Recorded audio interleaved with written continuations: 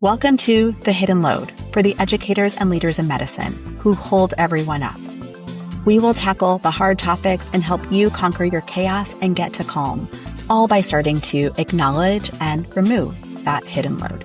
This podcast is a space for us to name the things that are common but not normal. Each week, we'll look at the invisible weight you're carrying and explore practical coaching-based tools to help you find more calm, better boundaries, and a sense of purpose that doesn't require you to run on empty. I'm so glad that you've carved time out for yourself today. Let's get into the episode. Welcome back to The Hidden Load. I am your host, Dr. Santina or Tina Wheat. And I just crossed another milestone. I had a birthday. And if you're anything like me, or I would say like most high-achieving healthcare professionals, educators, and leaders, birthdays and other major calendar milestones do not just come and go quietly. Not necessarily because of celebration, but because they carry a very specific, unquantified, and heavy hidden load. Now, in the weeks leading up to a milestone birthday, an anniversary, or even the end of an academic year, there is often a quiet background process that starts running in our minds. This process is an internal audit. You might find yourself looking at your calendar, at your CV, at your career timeline, and that unwritten or even written life checklist that you have been carrying around since your 20s. And the hard questions start creeping in. Those questions might include, am I where I thought I would be by now? Or am I achieving enough? Or am I steering this ship, this department, this clinic, or even this life fast enough?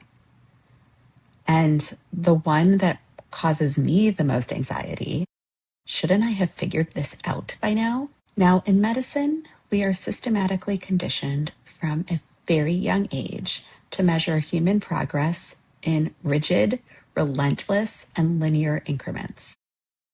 Think about the conveyor belt that we step onto. There is pre-med time in undergrad or in our post-bac time. Then there's the MCAT. Then there's med school. Then there's step 1 or COMLEX 1, step 2 or COMLEX 2, followed by match day, then intern year, then all of residency, followed by senior resident. And then if you choose to do a fellowship, there's fellowship. Then there's board certification. Yay, you finally made it. And then if you're an academic like me, there is climbing of the professorship ladder, going from assistant professor to associate professor, and for some, full professor, division chief, and chair. This is a pretty direct pathway. And we spend decades living entirely by someone else's pre-packaged schedule. We follow this path that somebody else says is the right path to follow. Each of these milestones is defined for us truly by an external board, a committee, or a standardized exam. We learn to evaluate our worth based on how fast we can check off those boxes against an imaginary hyper-optimized timeline. And so when a personal milestone like a birthday approaches, our automatic default reflex might be to run that exact same clinical diagnostic on our personal and professional lives. And so some of us, definitely me included, carry the silent anxiety of the pre-birthday audit. We worry about getting older, not because of the cosmetic number, and probably not because of a few gray hairs, though I don't love when those show, but because we carry a deep-seated fear that time is slipping away before we've been able to fix every broken clinical system, or before we have saved every struggling learner, or before we have published that next paper, or reached that elusive mythical state of complete operational control. For each of us, that might be a different thing. That might be achieving a certain position. That might be having a certain number of publications That might be achieving a certain rank. So let's look at what that pre-birthday anxiety actually sounds like in real life. It is sitting in your office at the end of a long day, looking at a stack of unread journals or incomplete administrative tasks, that checklist that just isn't done, and feeling a sudden surge of quiet panic. It's comparing your career trajectory at age 30 to a 60-year-old colleague who just landed a major grant, or at age 40 or 50 to a different colleague who just stepped into a dean's role, and now feeling like you are somehow behind. We can turn these celebrations of life, unfortunately, into an administrative performance review. Some of us judge our current complex human realities against the static blueprint that we drafted when we were so much younger, maybe just 25 years old, and knew almost nothing about how the real world works. But then the day actually arrives. The candles are blown out, the messages are answered, the cupcake is eaten, and you wake up the morning after. And if you are kind enough to yourself to give yourself the grace to stop running for just a moment, if you take a quiet breath before opening your email, then perhaps a profound diagnostic realization can set in. Nothing catastrophic shifted overnight just because of the birthday or the anniversary. But suddenly, everything can look a little clearer. Looking back at my own reflection this birthday, I have realized something fundamental about the way we view aging and longevity as leaders in healthcare. We spend an enormous amount of mental and emotional energy mourning the passage of time or dreading the physical and cognitive toll of getting older. But we rarely pause to acknowledge the immense, unshakable sovereignty that comes with experience. Getting older in this profession is not just about accumulating mileage or adding lines to your bio. It is about accumulating pattern recognition. It is about the experience. So let's talk about that pattern recognition. In your early career, it's high speed and low context. Your threat defense system is hyperactive. And every friction point feels like an existential crisis. And that means that you react with speed, panic, and often personal overfunctioning. But then you move on to ultimately senior leadership, where you hopefully have high wisdom and the macro context. By that point, your threat defense system is calibrated. It recognizes organizational cycles and institutional inertia. And you're able to respond with pause, perspective, and strategic boundary setting.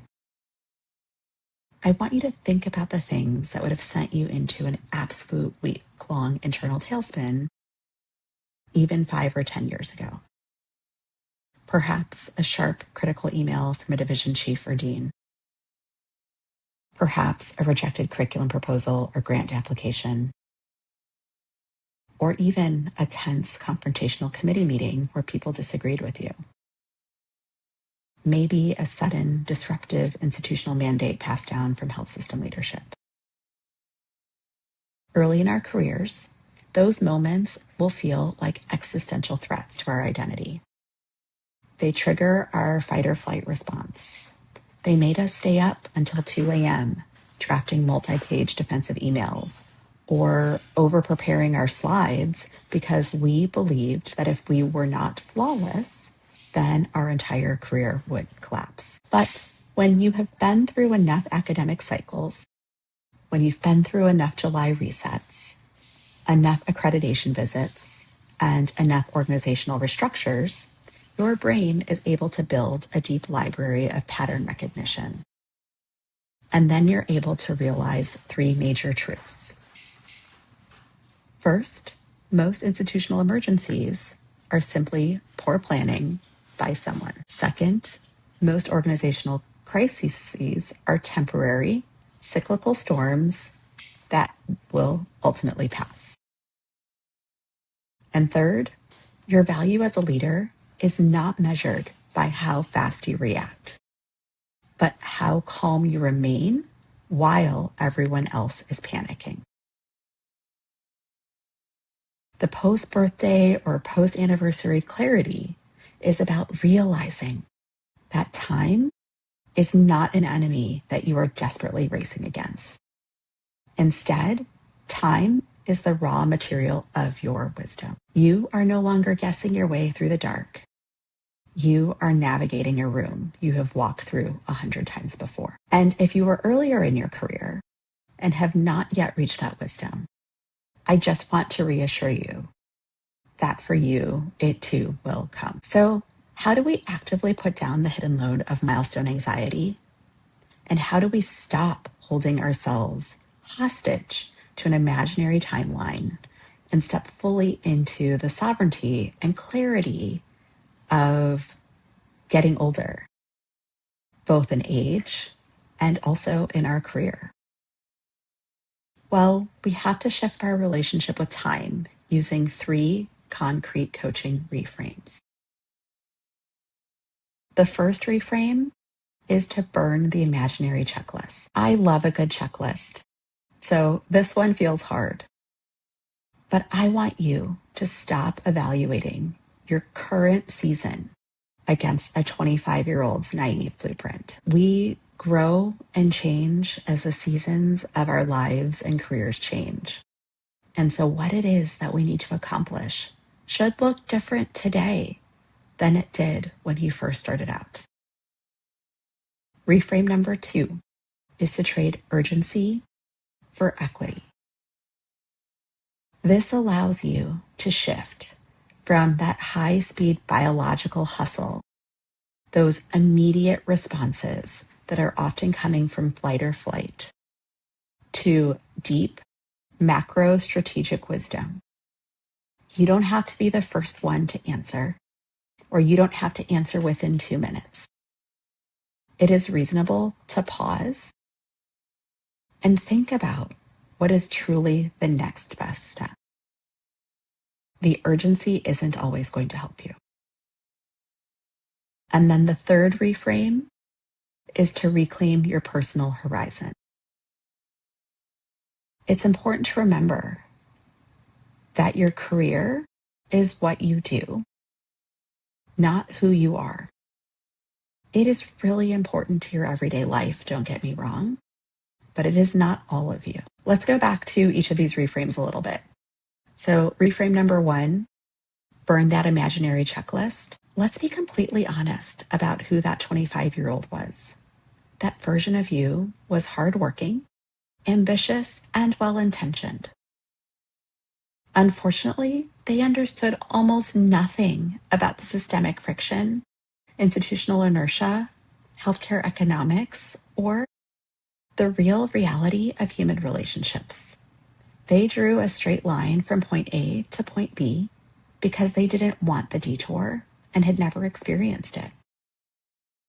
So holding an older, more experienced you to a naive checklist written by that 25-year-old is a form of self-sabotage. And so, as I mentioned, because the seasons of our lives and our career changes, I want you to give yourself explicit permission today to update, edit, or even completely burn that old checklist. Measure your success not by the number of arbitrary boxes checked, but by the depth of your integrity, the quality of your relationships, and also the boundaries that you hold. Going back to reframe number 2 of trading urgency for equity. Early in our clinical and academic careers, we survive by trading our biological energy for immediate validation.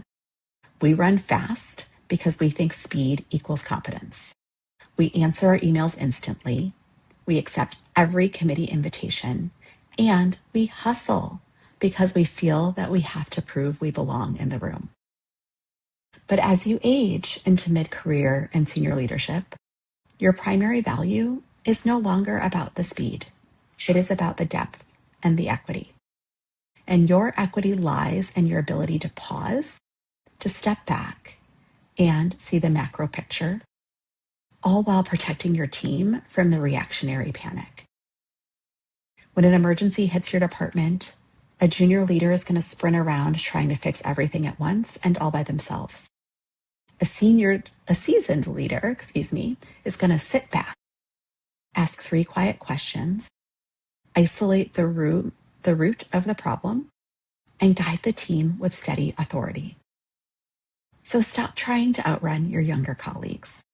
Start outthinking them, and start outthinking the friction using the wisdom that you have earned with experience. And then finally, your personal horizon. A milestone birthday or calendar marker is an urgent reminder of a fundamental truth. Your life is not an institutional asset.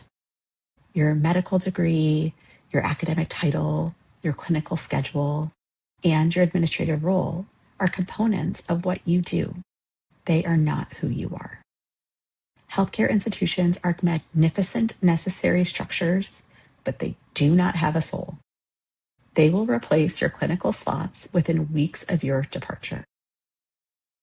Aging gracefully in leadership means recognizing that your highest duty is not to burn out for an organization that can't love you back. Your highest duty is to build a rich, meaningful, sustainable life that honors your humanity, your family, your passions, and your health long after that white coat is hung up for the final time. And you can do all of that while still enjoying the work that you love. So here is your Monday morning challenge for this week. Whether your birthday was 6 months ago or is coming up 6 weeks from now, I want you to take 5 minutes before you dive into your inbox or start your morning clinical block to conduct a milestone audit. Sit with your tea or coffee, open a notepad, and ask yourself this single diagnostic question. What is the one expectation or timeline I am holding on to simply because I thought I should have accomplished it by now? Identify it. Look at the data objectively without drama or self-judgment. And ask yourself, is this metric actually meaningful to who I am today? Or is it just an old ghost from an outdated checklist? If it no longer serves your purpose, give yourself explicit formal permission to cross it off and drop it off your shoulders today. You do not need to outperform your age. You do not rate, and you certainly do not need to race against an imaginary clock. You do not need to prove your worth through endless overfunctioning. You just need to show up as the seasoned, wise, grounded leader that you have already become. Thank you for joining me today for this episode of The Hidden Load. If this milestone reflection spoke to you today, I hope you will share it with a colleague, a mentor, or a friend who might be carrying a bit too much weight about their own career timeline right now. Let's lighten that load together. And if you need help thinking through this or want to reestablish your goals, if you're listening to this episode in the month of August, I am running a birthday special. Send me an email and I will give you the code so that you can get a discount on any of my coaching packages. I would love to help you. I am Dr. Santina Wheat, and I will see you next week. Thank you for listening to The Hidden Load. If today's conversation spoke to you, I would love for you to share it with a colleague who might need to hear it too. It's one of the simplest ways we can start shifting the culture of medicine together. And remember, your time spent reflecting here matters. You can earn free CME or CE credits for listening to today's episode through the Pinnacle app. You'll find that link in the show notes. If you are looking for one-on-one coaching support or want to dive deeper into the resources we discussed today, let's connect. You can find information on how to reach me in the show notes. And don't forget to hit subscribe so that you never miss an episode. And leave me a rating so that others can find me too. And take care of yourself because you deserve to be held up too. And I'll see you next time.